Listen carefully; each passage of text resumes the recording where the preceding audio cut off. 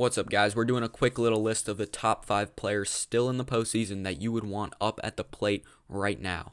I would love if you guys went and followed me on Instagram and TikTok at Centerfield Media right now, because we have a bunch of good short form content on both of those platforms. Instagram, we have a bunch of other content as well. And of course, subscribe to the YouTube, because we're making a bunch of videos in the near future as we break down the postseason, and we have a bunch of stuff planned for the offseason as well. So hitters, number 6, we'll give an honorable mention to Corbin Carroll. He's going to win Rookie of the Year this year. He's hitting .381 in the postseason. How many games has Arizona played? They've played 6 games so far. He's hitting .381. He has a few home runs as well. He's been a key reason why the Diamondbacks have flourished all the way to the NLCS.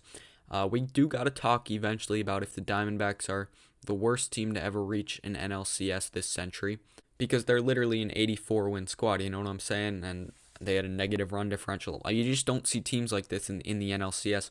I predicted the Phillies to take this series in 4, and I feel pretty good about that pick. But props to Arizona. Big fans of the fact that they swept the Los Angeles Dodgers. That's incredible stuff. Nobody wanted to see the 2023 Dodgers go far. I knew the Dodgers couldn't go far. They'd never had the starting pitching to do so, and I'm glad Arizona exposed them right out of the gate immediately. Number 5, I got Corey Seager, though, because Corey Seager's hitting .348 in the postseason. He only has 1 home run in the playoffs so far, the bomb in the first inning against Dean Kramer in Baltimore in their only home game. So now as the ALCS shifts to Arlington for Game 3, Wednesday night, tomorrow, which is really exciting, Rangers a chance to go up 3-0. We'll see. I want the Rangers to win the series, but do I low-key hope the Astros are able to take Game 3 so that we have a series? I said the series was a guarantee to go back to Houston in my one video on Instagram and TikTok. Now I don't know about that, but hopefully Texas wins the pennant. But the point I'm trying to make is that Corey Seager is going to hit, I'm going to say, 2 home runs in the Texas part of the series. He's going to go crazy. I see him hitting one in Game 3 tomorrow night. Corey Seager's one of the best players in the world. We all know that. And, he's only had 1 home run so far, but he's played fantastic in the postseason. Number 4, give me Nick Castellanos. Nick Castellanos has 5 home runs in the Phillies' past 3 games of this postseason. All 3 of those games coming at home in Philadelphia. We'll see if he has anything more in store tonight. The war in Israel came at a perfect time for the fight in Phil's. Unbelievable. Like every single time he goes deep, he's just sending a prayer out there. And, it came at a perfect time for the Philadelphia Phillies. They they won both home games against the Atlanta Braves, largely thanks to Castellanos' 2 home runs in Game 4. He had 2 home runs in Game 3 as well. They didn't quite need them in Game 3 in a 10-2 win. But maybe they did. His first home run in Game 3 was what really got the Phils going, leading to base runners, leading to Harper's home run, all in the 3rd inning there.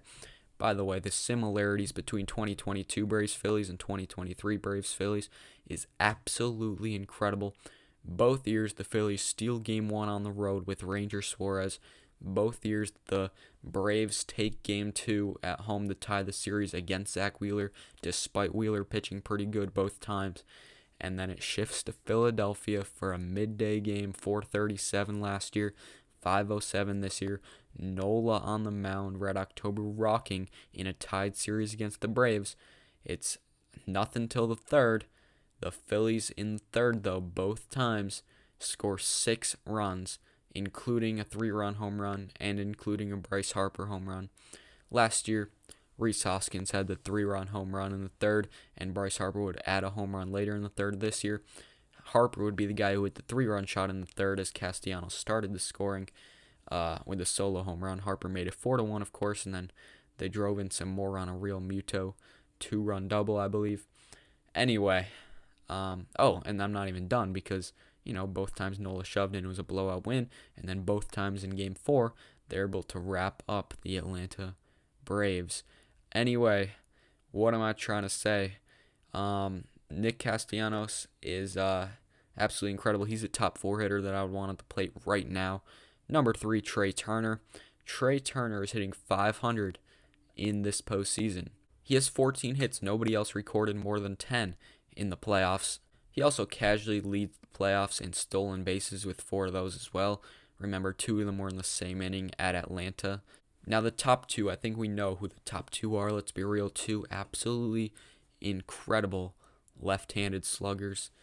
And it just is a matter of what order. And I could see the argument for both. I could, but I'm also very confident in my choice that my guy, who I'm going to put at one, is the guy that you want up more than anybody else right now. So at number two, give me Yordan Alvarez. In 6 playoff games, he has 6 home runs, a 1.700 OPS. Absolutely incredible stuff. Yesterday, Yordan recorded the second greatest flu game in the history of pro sports behind the one and only Michael Jordan. 2 home runs with the flu yesterday afternoon in Houston, Texas. But a guy who I would want up slightly more is Bryce Harper at number one. And the reason is because, look, I know Yordan is clutch as well. Look back at the 2022 postseason. ALDS game 1 against Seattle. Down 7-5, runners on first and second, 2 outs in the ninth. He slams one into the second deck against Robbie Ray. And then, he had another home run, obviously, which ended up winning the World Series in Game 6. Down 2-0, down 1-0. He hits a 3-run home run to dead center off Alvarez. So that's 2 lefties. And yesterday, he homered off the lefty Aroldis Chapman in the bottom of the 8th inning to cut it to 1. So Yordan's clutch. But Bryce, in my opinion, is the most clutch because every time this guy comes up in the biggest spot, he delivers with an absolute bomb of a home run. Like, every time. Like, I've seen him hit more home runs than times getting out in humongous spots for the Phillies in the last 2 seasons of the playoffs. But this year in the regular season as well, he had some absolutely dramatic clutch moments. He has 4 home runs so far in this postseason, but he's hitting over 400, a little bit higher than Alvarez. Let's be real, though. Bryce is the number one guy that you want at the plate right now. So make sure y'all subscribe. As I said, follow the Instagram, TikTok if you're into that as well. But we have so much good stuff coming on YouTube. Some more produced content than this. This is just a list that I'm just talking more in depth about that I made a short form video for on the other platforms that you can check out. But if you already watched this, no need to check out that one in particular. But usually the YouTube vids are completely original content that you can only find on YouTube in terms of the list. But we have so much stuff in Major League Baseball that we're going to dive into this winter, and I'm very excited for it. So I hope you come along with the journey here at Center Field Media. So make sure you subscribe, hit the bell so you don't miss anything. You don't just want to subscribe. You can get lost down there in your subscriptions. You can never see me again. So make sure you hit that bell, and I will then see you next time.